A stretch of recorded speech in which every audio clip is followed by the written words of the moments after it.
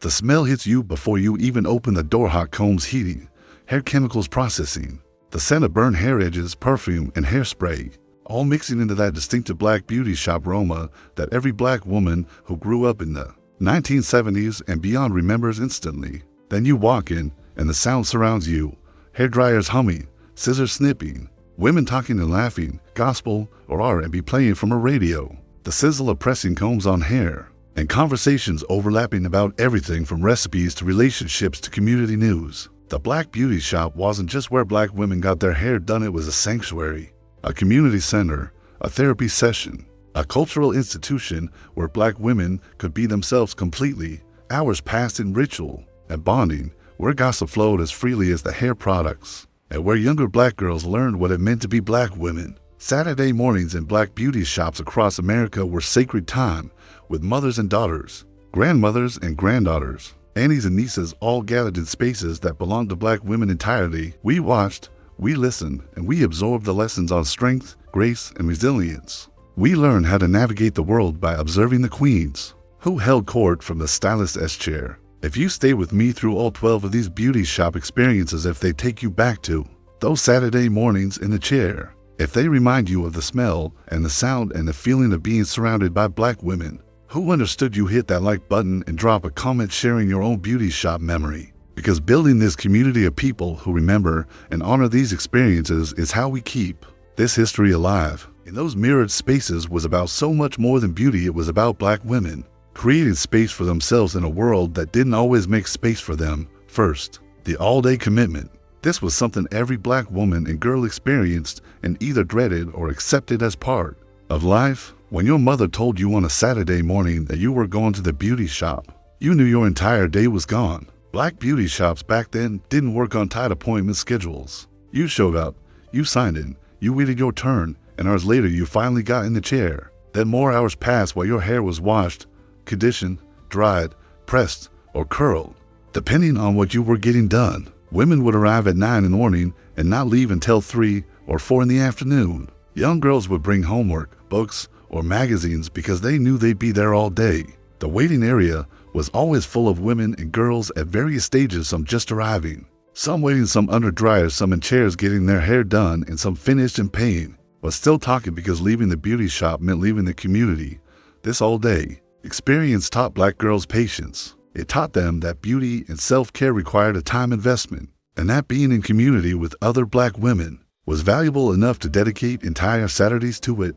Mothers used this time to bond with their daughters, to expose them to women's conversations and wisdom, and to teach them the rituals of black womanhood. The beauty shop marathon wasn't an efficiency, it was community time. And those of us who grew up in that era learned that some things are worth waiting for. Second, the distinctive smell of black beauty shops was so specific that women can recall it decades later. With perfect clarity, the smell was a combination of many elements. You had the hot pressing combs heating on small stoves, releasing that metallic, heated scent. You had the chemical relaxers processing on hair with their sharp, distinctive odor that burned your nostrils. If you got too close, there was the smell of burnt hair. From edges getting pressed to hot or for too long, a smell that young girls associated with beauty, pain. Then there were the hair greases and oils, Blue Magic, Royal Crown, various pressing oils, all contributing their scents. Hairspray was applied liberally to finish styles, and the perfume from the beauticians and customers all mixed together. Add in the shampoo and conditioner from the washing stations, and this combination created an olfactory signature that was unique to black beauty shops. It was a smell that meant transformation was happening, that black women were taking care of themselves, that you were in a space dedicated to black beauty standards. Walking into a beauty shop, you take a deep breath of that familiar smell and feel at home immediately. Young girls might wrinkle their noses at the chemical smells at first, but would grow to associate them with being grown, with beauty rituals, and with becoming black women themselves. These places were legendary for the conversations that happened inside. Think of them as the original social network, a safe space where black women could talk about anything and everything. Your beautician wasn't just doing your hair, she was your therapist, your confidant, your news anchor. As women sat in that chair for hours, the stories would just pour out: relationship drama, money troubles, family feuds, health scares, issues at work. It wasn't a one-way street. Other women, waiting for their turn or sitting under those big helmet dryers, would chime in with advice, share their own experiences, and offer support. As a young girl in the shop, you'd pretend to be buried in a magazine, but really, your ears were wide open. You were absorbing a real-world education on what it meant to be a black woman. You heard about love, marriage, divorce, how to handle your money, how to deal with racism on the job. It was a masterclass in navigating life, taught by a whole community of women. All the community news traveled through that shop faster than any newspaper. You knew who was getting married, who just had a baby, who was mourning a loss, who got that big promotion. It was the central hub for information, but it wasn't all serious. The laughter in a black beauty shop could shake the walls. Women told jokes, teased each other, celebrated every little victory.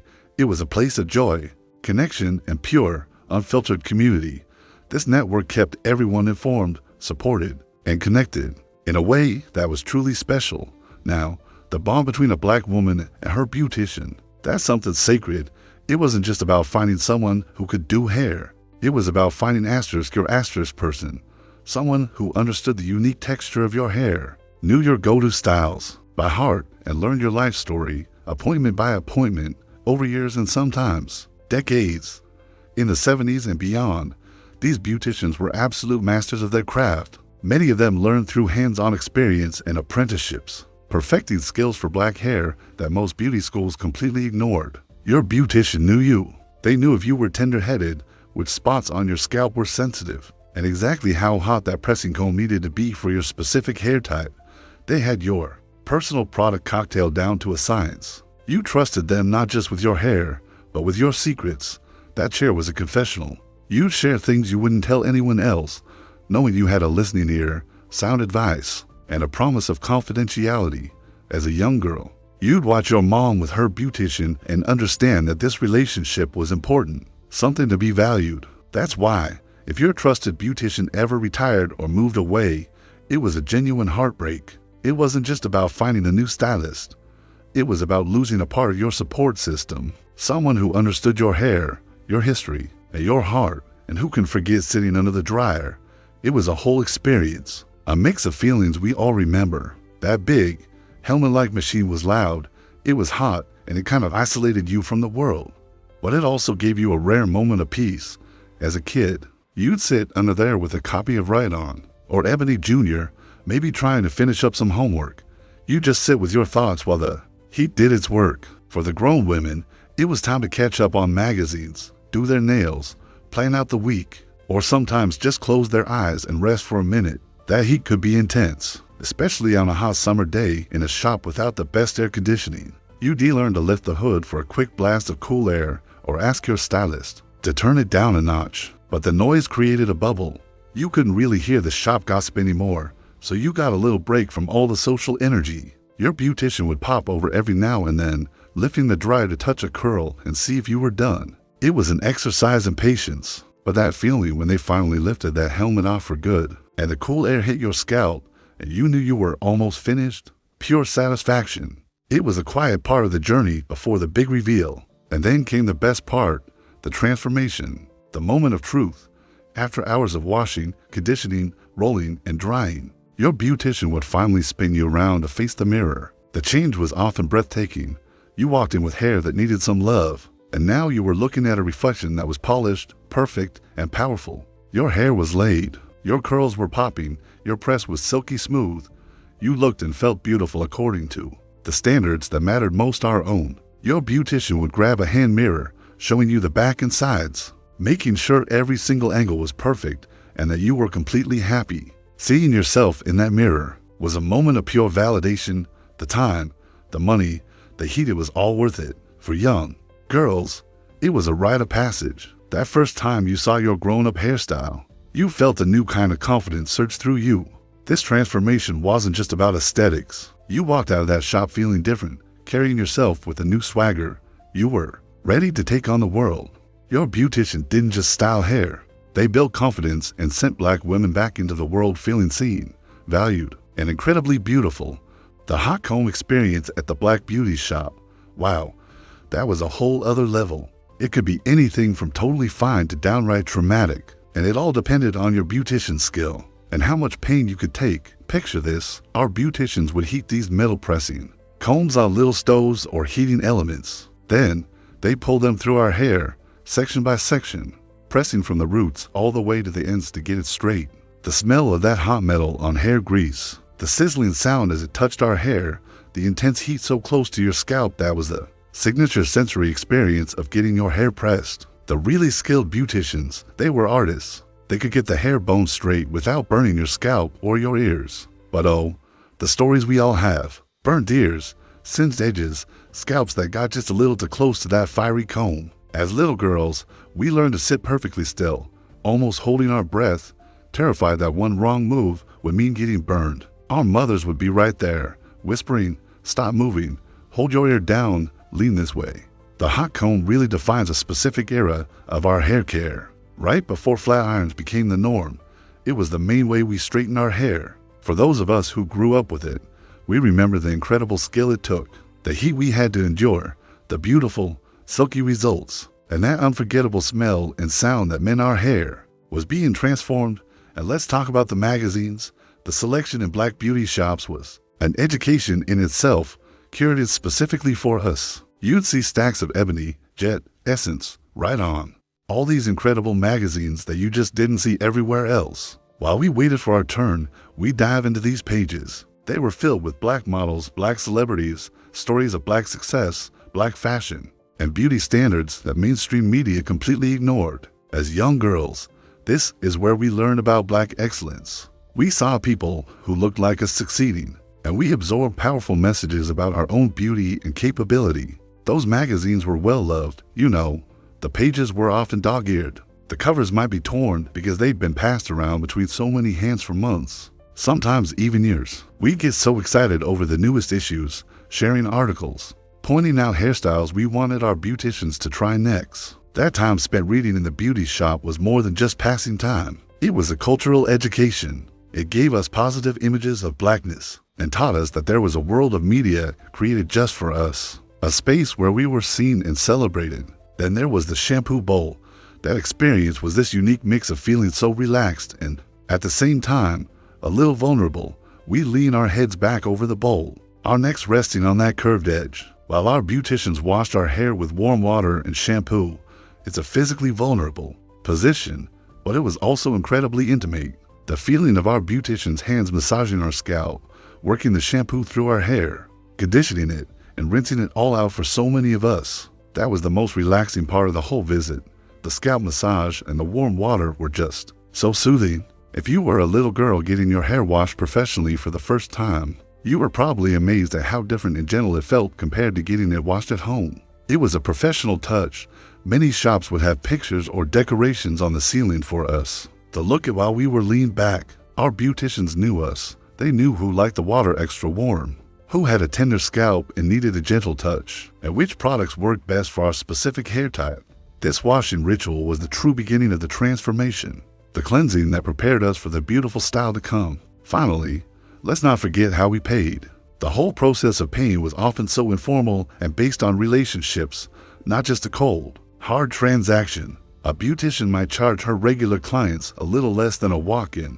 If someone was going through a tough time financially, they might get a discount. Sometimes they'd even let you pay in installments if you needed your hair done, but couldn't afford the full price right away. Our beauty shops often ran on a kind of community economics. It was about taking care of each other, understanding that our financial situations could change, and building relationships that went way beyond just business. We always made sure to tip our beauticians, because we knew many of them were renting their chairs and that was how they made their living. The moment of payment was social, too. We didn't just pay and run out the door. We'd pay while chatting, making our next appointment, catching up with our beautician and the other clients. Watching these interactions as young girls taught us so much about economics, about fair pay for skilled work, the importance of supporting Black-owned businesses, and the power of community support.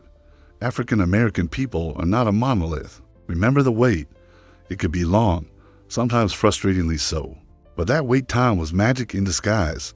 It was where community was built, brick by brick, conversation by conversation. Black women, strangers just moments before, would start talking.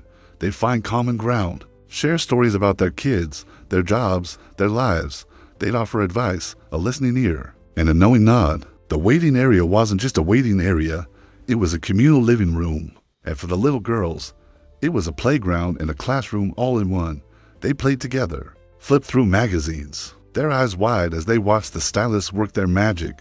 They were learning, soaking it all in, not just about hair, but about womanhood. That time spent waiting taught patience, yes, but more importantly, it forged connections. Women who came in on the same day, week after week, became friends. They looked forward to seeing each other, catching up.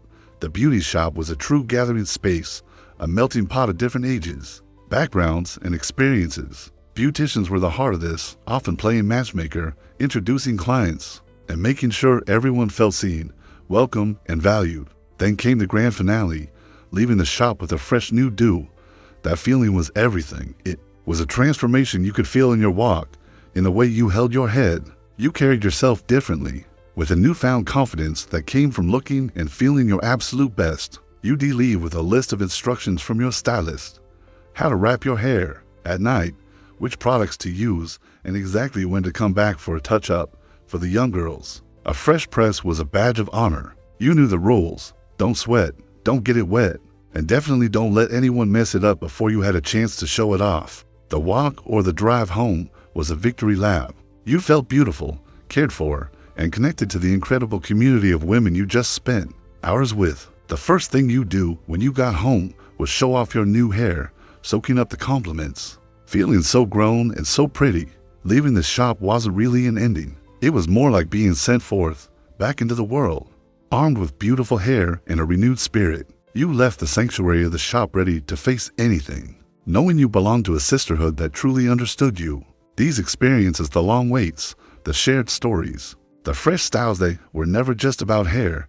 They were about building community, shaping identity, and passing down culture. Black beauty shops were cornerstones of our communities, serving a purpose far greater than just styling hair. They were where Black girls learned what it meant to be a Black woman. They were where Black women lifted each other up. They were spaces where our culture was kept alive and where Black beauty was celebrated, loudly and without apology. Those hours spent in the salon chair weren't wasted time. They were an investment in ourselves, in our well-being, and in our community. The friendships formed in those shops could last a lifetime. The wisdom shared there shaped how Black women saw themselves and the world. That community sustained women through tough times and celebrated with them during the good times, of course. Hair care has evolved. We have the natural hair movement, a wider range of salons, new techniques, and endless products. But for those who remember the beauty shops of the 70s, 80s, and 90s, those memories hold a special kind of warmth. We recognize that those spaces gave us something truly precious, a place to belong, to be understood, to be beautiful on our own terms, and to be part of a community that shared our struggles, our joy, and our journey. The hours Black women spent in beauty shop chairs weren't wasted. They were invested in themselves, in their appearance, in their mental health, in their community connections.